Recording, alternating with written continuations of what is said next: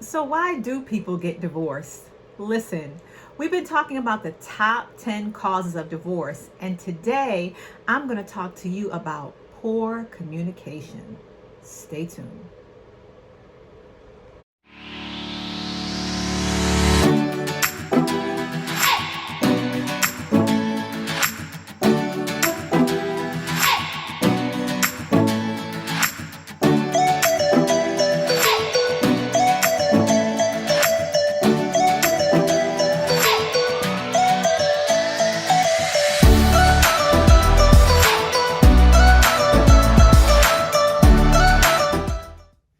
So, welcome to my channel. I'm Andrea M. Stuckey. Listen, we've been talking about the top 10 causes of divorce.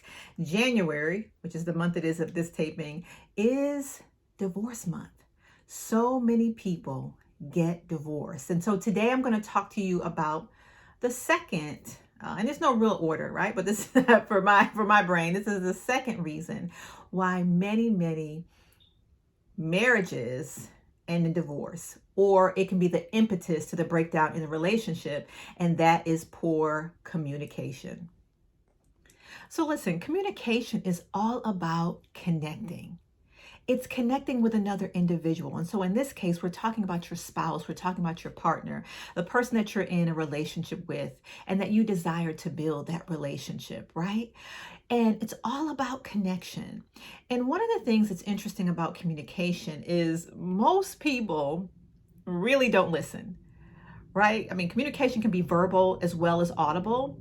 But just for a moment, let's talk about audible communication.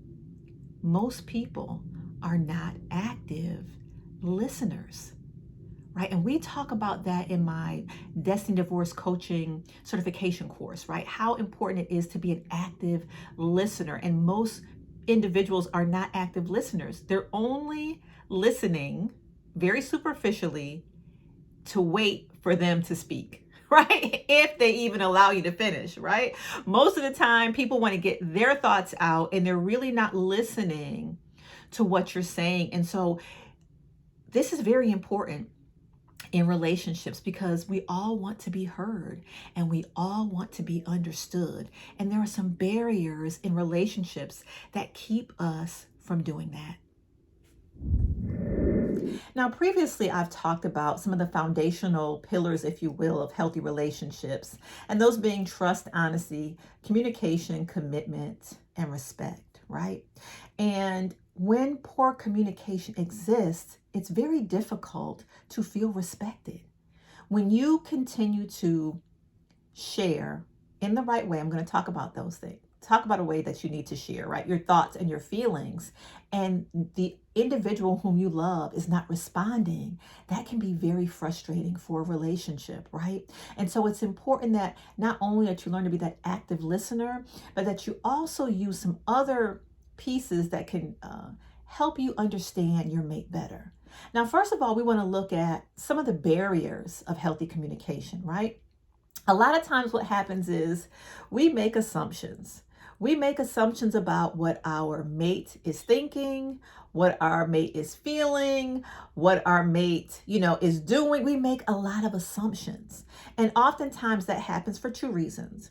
One, because we're not listening, and two, because the other person may not be actually asking or sharing what it is that they need, right? They may not be even sharing what they need. And this is one of the things I talk about in my coaching programs when it comes to women, because a lot of times as women, we want to, romanticize our relationship, which I get it, right? We want romance, right? But we think that our mate can read our mind.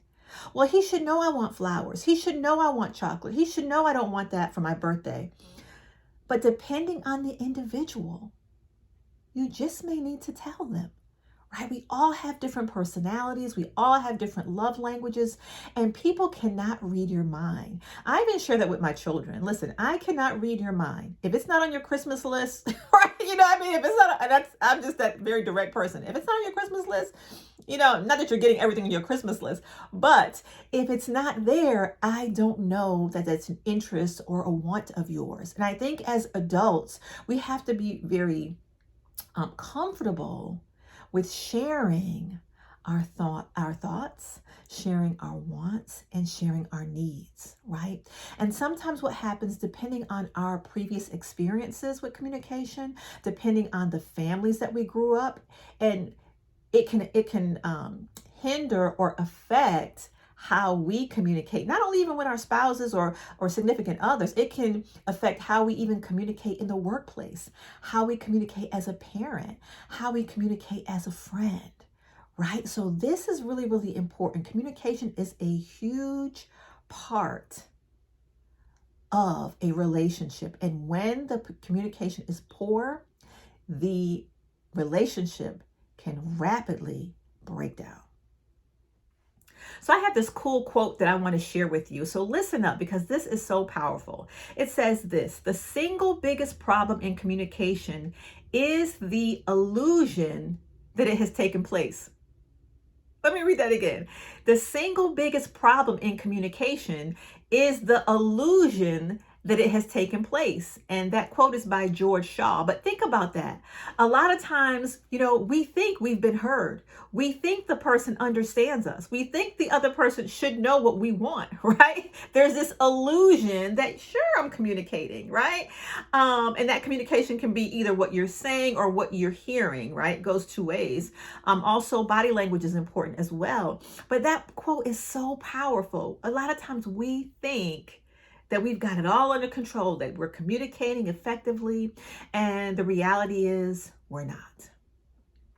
One of the most important things in communication that we have to understand is timing. I guess it's two things: timing and tone, right? When we decide to communicate or communicate a serious matter with our mate, there are times that are better than others.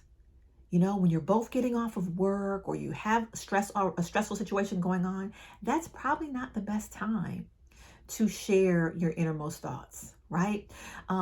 You want to make sure that the timing is right when it's a peaceful setting, dinner time or late at night, and you say, you know what, hey, honey, I just wanted to share something I was thinking about.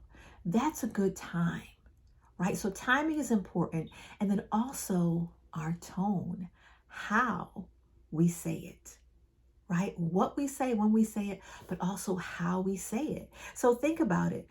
It's like a person telling you, I love you, and looking you in your eyes, right? And then a person saying, I love you. I said, I love you. God, what do you want? Right? That you get two different responses from that, right?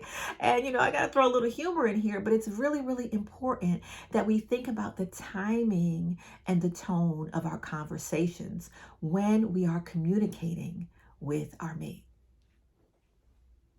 Everyone wants to be heard, right? Everyone wants to be heard. And I also want you to know that you have a voice. Your thoughts, your needs, your wants are important.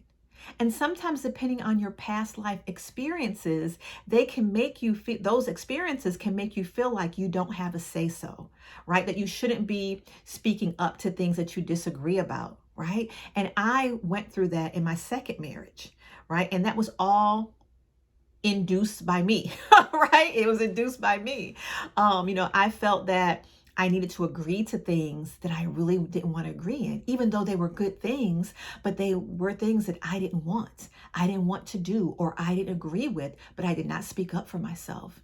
And healthy communication in a committed relationship is about you being the ability for you to be authentically who you are. Right? And you can talk about that in a good, healthy way and share who you are with the other individual, sharing your needs, sharing your wants, sharing your ideologies, right? Because as we grow in a relationship, the truth is things can change. My second marriage was 13 years. That's a long time. We had a lot of transitions, positive and negative, in that marriage. And so I'm saying that, there will be some changing, like something that you thought about 5 years ago that you may have agreed, 5 years later, you may have a different perspective. You're growing, you're changing, your environments are changing, and that's okay. But you need to speak up and share that. The bottom line is everyone wants to be heard. And it's important that if you're in a committed relationship, that you follow up on your communication skills. Get a book. Look at some other videos that go, deeper into this topic. I'm not going to do that here because, we're just touching surface, if you will, about the causes. But I could do a whole, 60 minutes talking about communication and giving some real constructive advice and tips and tools on how to be an effective communicator. I actually learned it before I even got in the coaching space, because as I was going through my divorce or prior to, I was kind of doing a self-check, and I was in therapy, and I had a coach as well, right? So I really understand, and I also am a big communicator. I'm big on communication, not only in my personal relationships, but with my children and my friends and my family. Communication is very, very important when we talk about healthy relationships. So listen, I'm Andrea M. Stuckey. We have just completed the second of the top 10 causes of divorce. So make sure you like this video.